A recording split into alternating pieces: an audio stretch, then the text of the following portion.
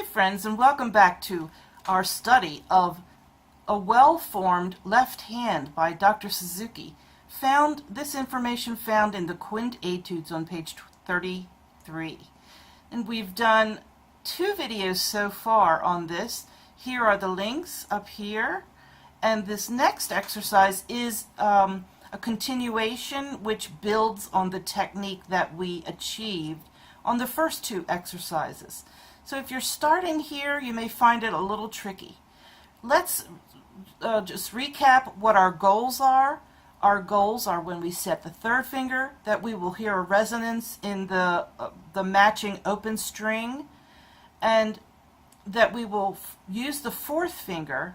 We'll use the 3rd finger to set the 4, but the 4 will also be shaping our left hand so that we don't have a hand that turns out like this and reaches for 4 from way out here, but we have a 4 that's, or a wrist that's really turned, and a 4 that's rounded and well in tune.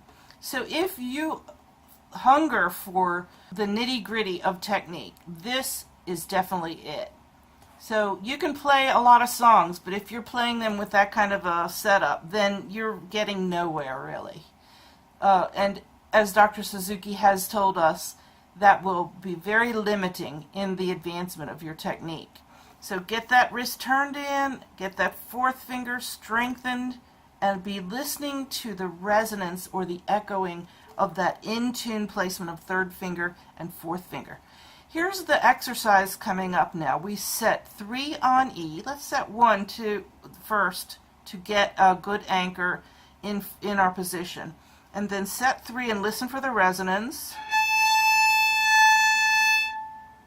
Right, and then what this exercise entails is 3 and then 4 on the next string. So it's a whole step over, and it's a little trickier, isn't it? So setting 3 then 4 on the same string, that's, you know, I mean, that's maybe easy for you. It may be after maybe 20 times, it may be time to shake out and massage your hand a little bit. But here we have to get under, and we have to set that 4th finger with just 3rd finger guiding us. And then we test ourselves with open E. As you play that 4, tunnel the E and hold it down.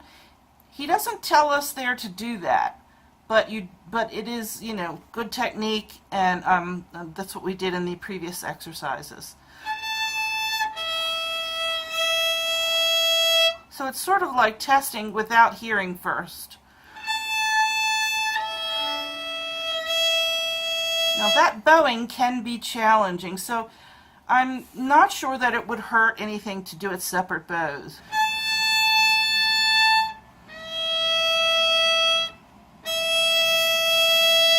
Now, the reason that I suggest you continue holding that 4, you notice how I just pull in a little bit so I can clear that E?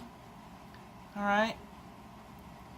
It's because we're training the 4th finger to be a certain shape, and we're also strengthening it, because keeping that shape is hard. So let's keep the 4th finger on the string as we play.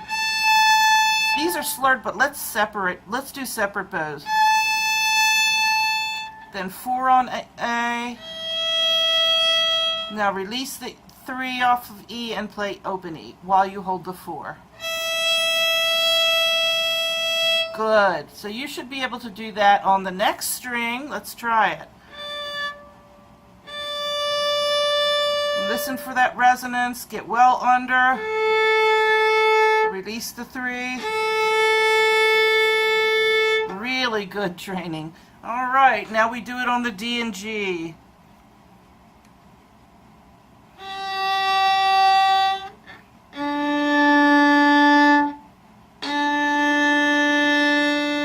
I find that one very, very difficult. Then finally, the last one in this sequence is this one.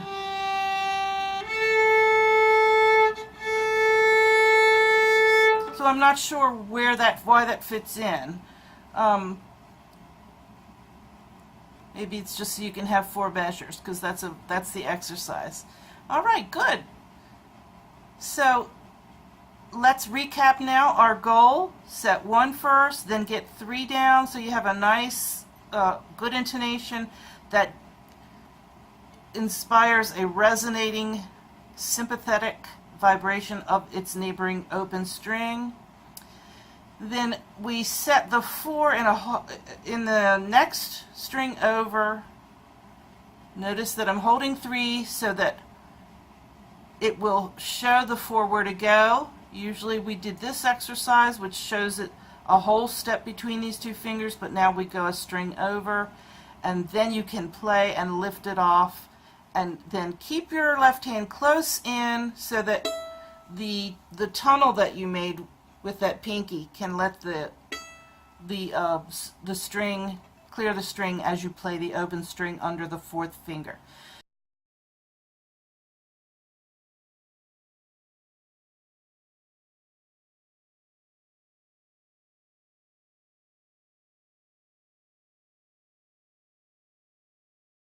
Now that's some tricky stuff, guys, but there's a further exercise, and we're going to pick that up in the next video. Practice this one up. It's a toughie, especially on G string. I hope you liked the exercises, and I hope that you are developing a well-formed left hand.